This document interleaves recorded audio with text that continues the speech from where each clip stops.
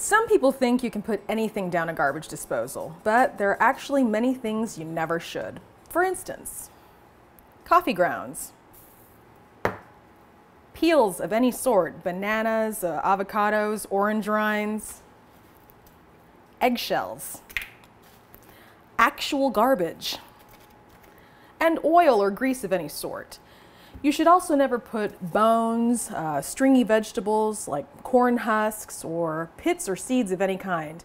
Keeping these things out of your disposal will help you prevent major headaches and also keep your appliance running smoothly.